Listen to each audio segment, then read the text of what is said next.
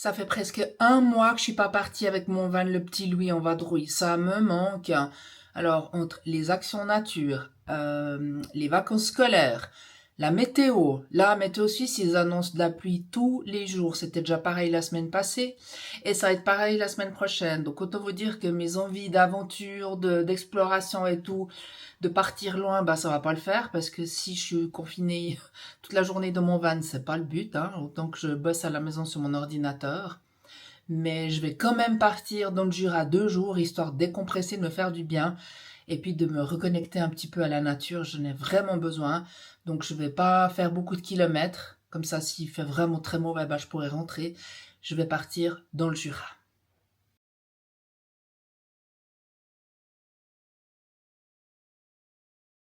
Bienvenue dans ma bulle, je m'appelle Kate, je suis naturaliste éthologue et reporter image. Ma passion pour les animaux, la nature et la vie sauvage, ainsi que le désir de les protéger, m'ont amené à créer la Fondation Marthe, mouvement pour les animaux et le respect de la Terre, en 1999. En plus de mes actions sur le terrain, je réalise des films et des reportages depuis une vingtaine d'années afin de sensibiliser les gens aux merveilles qui nous entourent.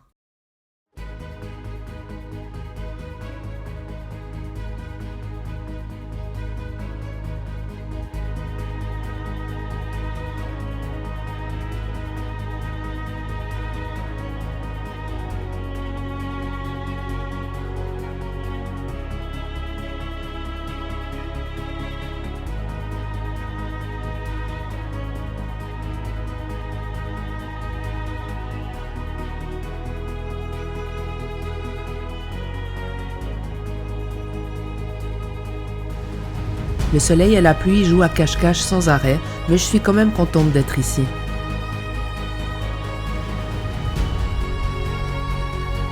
Après une longue balade dans les forêts jurassiennes, une averse m'oblige à rentrer à l'intérieur de mon van. Vu les prévisions météo, je m'y attendais. Alors j'ai embarqué mon portable avec moi pour pouvoir bosser en cas de mauvais temps. Un bureau en pleine nature, c'est le rêve, non? Un thé, un bircher avec du lait végétal, je suis trop bien dans mon petit cocon.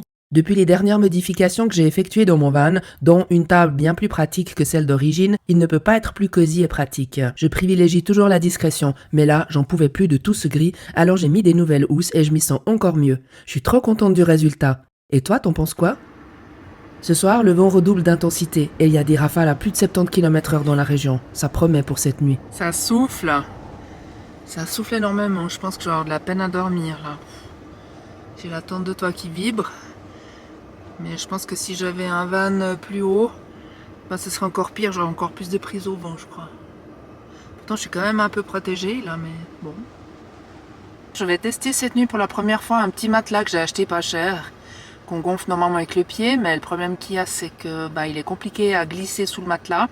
Alors, c'est ça que j'ai rajouté. Ça, c'est le matelas d'origine, qui est pas très épais, et c'est ces fameuses lattes, ces espèces de carrés là, je trouve en sont toute la forme là, ça se plante dans les os, c'est vraiment pas agréable. Donc je l'ai déjà installé et puis du coup je l'ai gonflé à la main, j'ai réussi déjà. Pour vider ça va être hyper facile parce que j'ouvre une valve et puis il est complètement plat, ce qui me permet justement de bien pouvoir descendre ma tente de toit.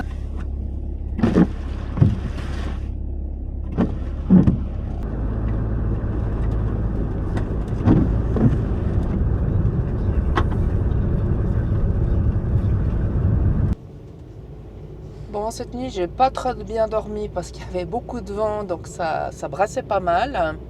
Par contre, j'ai pas eu froid. Mais il a neigé cette nuit. Ce matin, au réveil, j'avais de la neige partout autour du van. Au réveil, voilà. J'ai de la neige partout. Il y avait bien plus ce matin à 6h. Mais avec la pluie, c'est déjà un peu fondu. Donc on passe vraiment d'une extrême à l'autre. Vive la Suisse! Après un peu moins parce qu'il a plu, mais tout de même. Et puis là où je suis partie, il y avait pas mal de neige et il neigeait beaucoup. J'étais un peu plus haut et je me suis dit je pars. J'ai pas les bonnes chaussures pour aller marcher dans la neige. Je sais pas trop où aller parce que juste les petits coins où je suis, il y a plus de neige. Mais si je regarde en face, c'est blanc. Mais ouais, il faut que j'aille plutôt contre là-bas. Après 30 minutes de route, je trouve un coin dégagé et la forêt est juste magnifique. J'ai besoin de me dégourdir les jambes, alors je pars explorer un chouette endroit. j'ai pas pris de gants, j'ai les mains gelées. Je descends en direction de la cascade et même si son débit est faible, cela reste un bel endroit à admirer.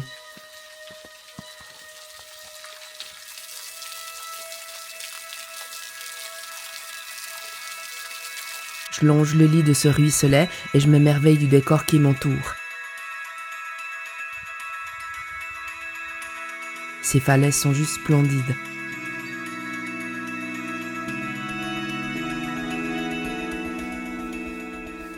C'est fou comme la nature a verdi ces derniers jours. Le sous-bois est couvert de végétation. Les feuilles des hêtres arborent un vert ton magnifique et lumineux que j'adore.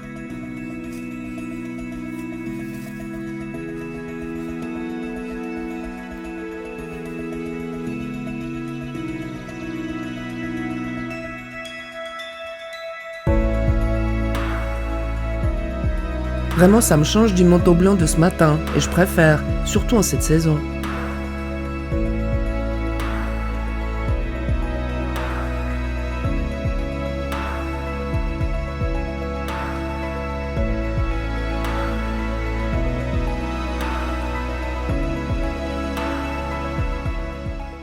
Je me trouve pas loin d'une ancienne carrière à la roche jaune absolument remarquable, et dont la couleur nous rappelle incontestablement la pierre de Neuchâtel.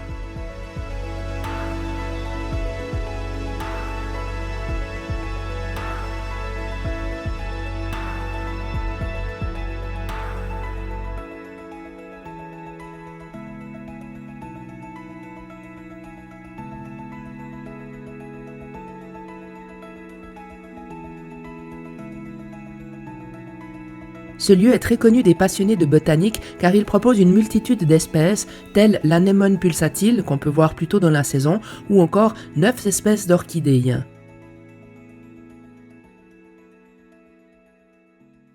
La vipère aspic y est également présente, mais avec cette météo où le thermomètre dépasse à peine les 6 degrés, aucune chance de l'apercevoir.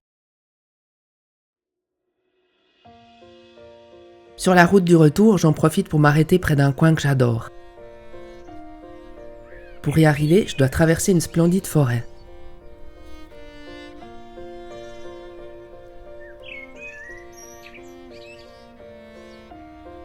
Les rayons du soleil présents à ce moment-là éclairent les jeunes feuilles. Je peux pas m'empêcher, je m'arrête tous les 10 mètres pour filmer cette abondance de chlorophylle. Grâce à ma petite caméra stabilisée, j'espère que cela te donne l'impression d'être avec moi. Une petite pensée à toutes les personnes qui rêveraient d'être là. C'est fou de se dire que quelques-unes de ces minuscules pousses deviendront des arbres majestueux.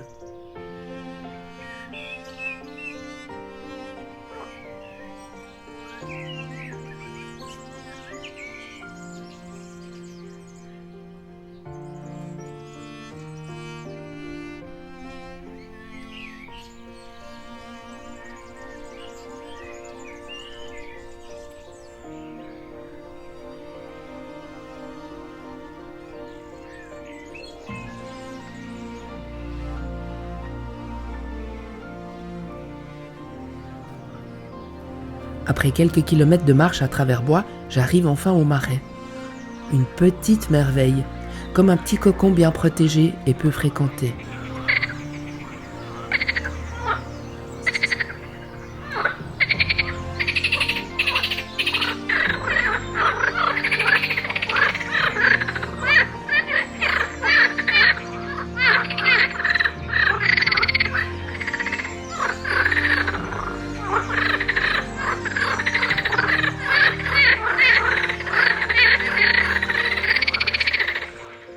Hélas, ce minuscule bout de nature miraculeusement préservé se situe au milieu d'une agriculture intensive destructrice. Je t'offre souvent du rêve à travers mes vidéos pour sensibiliser à la préservation de la nature et de la biodiversité. Mais derrière la beauté de certaines images bucoliques se cache souvent une réalité bien triste.